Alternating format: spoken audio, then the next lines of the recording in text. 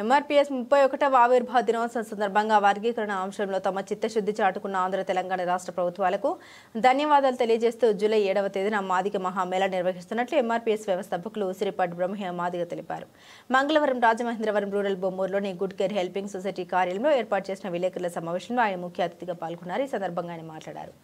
SC రిజర్వేషన్ల వర్గీకరణకు MRPS ఉద్యమం ఏర్పడి జూలై 7వ తేదీ నాటికి 30 సంవత్సరాలు పూర్తయిందని తెలిపారు. జూలై 7వ తేదీకి ప్రత్యేక ప్రాధాన్యత ఉంటుందని తెలిపారు. 30 సంవత్సరాల మాదిగల ఆశ ఆకాంక్ష సుదీర్ఘ పోరాట లక్ష్యమైన ఎస్సీ వర్గీకరణ సాధించుకునేందుకు చేసిన మహోత్తర పోరాటంలో భాగస్వాములైన సామాన్య మాదిగ కార్యకర్తల నుండి అత్యున్నత స్థానంలో ఉండి వర్గీకరణకు శ్రమించిన ప్రతి ఒక్క మాదిగకు ఉద్యమకారులకు అభినందన తెలిపారు. జూలై 7న ఎంఆర్పీఎస్ 31వ ఆవిర్భావ దినోత్సవం సందర్భంగా ఒంగోలులో జరుగు మాదిగ మహామేళాను మాదిగ రిజర్వేషన్ పోరాట సమితి జోహార్ మాదిగమర వీరులకు జోహార్ జోహార్ జోహార్ మాదిగమర వీరులకు జోహార్ జోహార్. మీడియా మిత్రులందరికీ ఉదయ నమస్కారాలు.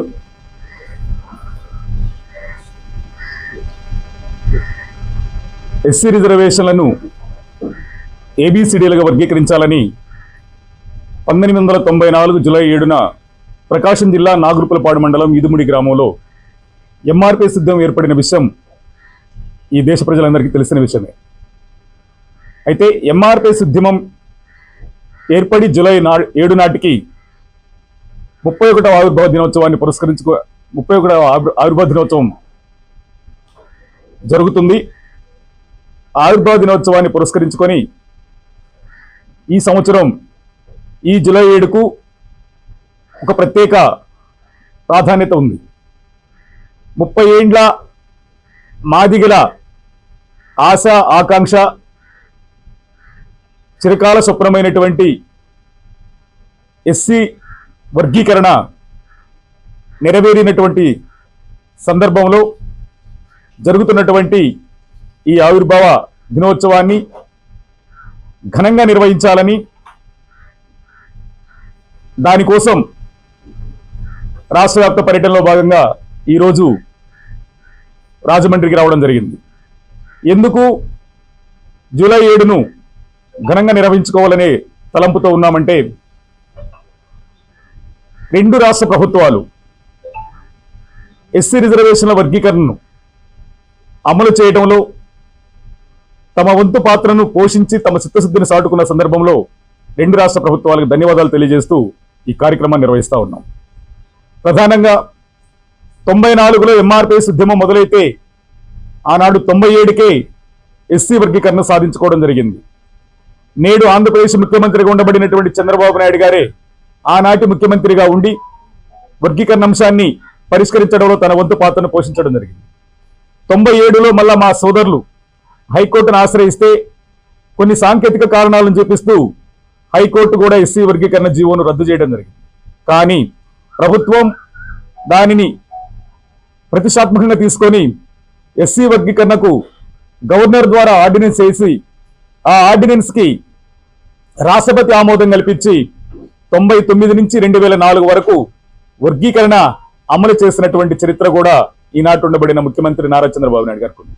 అయితే సోదరులు మరలా ఎస్సీ వర్గీకరణ అంశం మీద సుప్రీంకోర్టును ఆశ్రయించడం, సుప్రీంకోర్టు కూడా 2004 నవంబర్ 5న ఎస్సీలో కానీ ఎస్టీలో కానీ కొన్ని కులాలను కలపాలన్నా తీసేయాలన్న అధికారం రాష్ట్రాలకు లేదు, 341 ఆర్టికల్ ప్రకారం అది రాష్ట్రాలకు అధికారం లేదని చెప్తూ పార్లమెంటులో చట్టం చేయాలని చెప్పని మరలా రద్దు చేసిన విషయాన్ని మేము గుర్తు చేస్తా ఉన్నాం. అయితే 2004 నుంచి 2024 వరకు ఒకసారి గమనిస్తే దాదాపు 2 దశాబ్దాల పాటు ఎంఆర్పీఎస్ ఉద్యమం పేరు మీద మేము నేల విడిసి సాము చేసినట్టు సుప్రీంకోర్టు పార్లమెంటులో చట్టం చేసుకోవాలని చెప్పని సూచించిన మేరకు లేదు, పార్లమెంటులో చట్టం చేయాలని చెప్పని రోడ్ల మీదకి వచ్చి దాదాపు 20 సంవత్సరాల పాటు మేము పోరాటం చేశాం. కానీ 2004లో ఈవి చెన్నై వర్సెస్ ఆంధ్రప్రదేశ్ గవర్నమెంట్ ఏదైతే ఎస్సీ వర్గీకరణ మీద రద్దు చేస్తూ తీర్పు వచ్చిందో ఆ తీర్పుని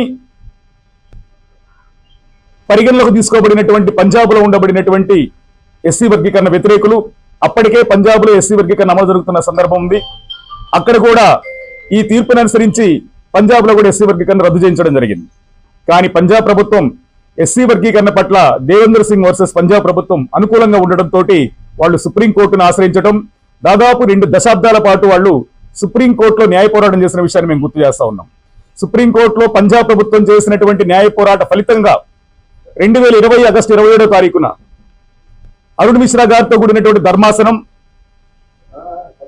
2004 నాటి తీర్పును పునఃసమీక్షించాల్సిన అవసరం ఉందని, ఒక బలవంతుడు బలహీనుడిని ఒక కంచెలో ఫలాలు పెట్టి తినాలనుకున్నప్పుడు బలవంతుడే ఎక్కువ తినడానికి అవకాశం ఉంది, బలహీనుడు మరింత ఎరగబట్టడానికి అవకాశం ఉంది కనుక ఆనాటి తీర్పుని పునఃసమీక్షించాల్సిన అవసరం ఉందని చెబుతూ ఆనాడు 5 సభ్యులతో కూడిన ధర్మాసనమే, మేము 5 సభ్యులతో కూడిన ధర్మాసనమే కనుక దీని మీద రాజ్యాంగ ఉన్నత ధర్మాసనాన్ని 7 సభ్యులతో కానీ 9 మంది సభ్యులతో కానీ ఏర్పరిచి ఈ తీర్పును పునఃసమీక్షించి ఎస్సీ వర్గీకరణకు న్యాయం చేయాల్సిన అవసరం ఉంది అని చెప్పని ఆనాడు అభిప్రాయపడిన విషయం అందరికీ తెలుసు. అయితే సుప్రీంకోర్టు ధర్మాసనం ఏదైతే అరుణ్ మిశ్రా ధర్మాసనం అభిప్రాయపడిందో దానికి అనుగుణంగా ప్రధాన న్యాయమూర్తి చంద్రచూడ్ గారి నేతృత్వంలో 7 సభ్యులతో కూడినటువంటి రాజ్యాంగ ధర్మాసనం ఏర్పడటం, ఆ రాజ్యాంగ ధర్మాసనం దాదాపు 341 ఆర్టికల్తో పాటు అంటే భారత రాజ్యాంగంలో దళితులకు ఉండబడినటువంటి అసమానతలు తొలగించడానికి ప్రధానమైన సూత్రాలను కూడా ఎతికి ఆనాడిచ్చినటువంటి 341 ఆర్టికల్ కి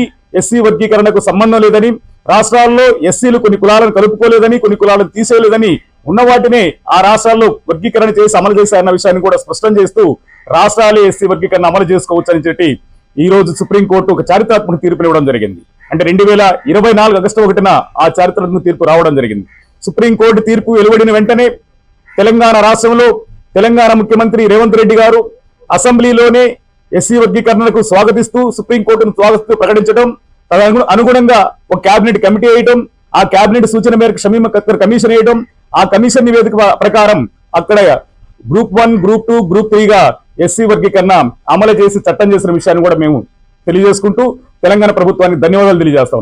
వర్గీకరణ చేసినటువంటి ముఖ్యమంత్రి చంద్రబాబు నాయుడు గారు నేడు ఎస్సీ వర్గీకరణ సుప్రీంకోర్టు తీర్పు వచ్చిన సందర్భంలో ఉండబడినటువంటి ముఖ్యమంత్రి నారా చంద్రబాబు నాయుడు గారు వర్గీకరణ పట్ల తన చిత్తశుద్ధిని సాటుకొని వర్గీకరణని అమలు చేయడంలో ఇక్కడ ఆంధ్రప్రదేశ్ లో కూడా ఒక ఆర్డినెన్స్ తీసుకొచ్చి ఆర్డినెన్స్ ద్వారా ఎస్సీ వర్గీకరణ అమలు జరగడానికి ఈనాడు ఇక్కడ ఉండబడినటువంటి ఆంధ్రప్రదేశ్ ప్రభుత్వం కూడా ముందుకొచ్చిన సందర్భంలో 2 రాష్ట్ర ప్రభుత్వాలని మేము అభినందిస్తూ 2 రాష్ట్ర ప్రభుత్వాలకు ధన్యవాదాలు తెలియజేస్తూ ఈ పోరాటం దాదాపు 3 దశాబ్దాలు నడిచిన పోరాటం, వేలాది మంది ఎంఆర్పిఎస్ కార్యకర్తలు తమ రక్తాన్ని చెమటగా మలిసి ఈ మాదిగ జాతి ఔన్నత్యం పెరగాలని, మాదిగ జాతి గొప్పదనం పెరగాలని తమ లక్ష్యం నెరవేరడం కోసం ఒక చారిత్రాత్మక పోరాటం నిర్వహించిన విషయాన్ని మేము గుర్తు చేస్తా ఉన్నాం. అదేవిధంగా పార్లమెంటులో చట్టం చేయాలని చెప్పని నేల విడిసి సాము చేసినటువంటి ఉద్యమాలలో కూడా ఈ రోజు పార్లమెంటులో చట్టం జరగాలని చెప్పని ఆశించినటువంటి దామోదర్ మాదిగ, సురేంద్ర మాదిగ, మహేష్ మాదిగ, భారతీ మాదిగతో పాటు వర్గీకరణ కావాలని చెప్పని పోరాటంలో అసూలు బాసినటువంటి తెల్లబండ్ల రవి మాదిగ, మీరా సాహిబ్, సిర్రా నాగేశ్వరరావు, ప్రభాకర్ లాంటి అనేక మంది కార్యకర్తలు తమ ప్రాణాన్ని పణంగా నడిపినటువంటి ఉద్యమ పోరాట ఫలితం అని చెప్పని తెలియజేస్తున్నాం. అదేవిధంగా వేలాది మంది కార్యకర్తలు ఇల్లు వాకిలి భార్య బిడ్డలను వదిలి ఉద్యమే ఊపిరిగా తమ రక్తాన్ని చెమటగా మార్చి ఈ ఉద్యమాన్ని నడిపినటువంటి కార్యకర్తలు కూడా ఈ విజయం అంకితంగా మేము భావిస్తూ అమరవీరులను స్మరించుకుంటూ అదేవిధంగా ప్రభుత్వాలకు ధన్యవాదాలు తెలియజేసుకుంటూ రేపు జూలై 7న జరిగేటువంటి ఏదైతే మాదిగ మహామేళ ఉందో ఆ జూలై 7న జరిగేటువంటి మాదిగ మహామేళ వాళ్ళ పోరాటాలకి ఫలితంగా 30 సంవత్సరాల మన పోరాట కళ నెరవేరిన సందర్భంగా ప్రభుత్వాలకు ధన్యవాదాలు తెలుస్తూ కార్యక్రమం జరుగుతోంది.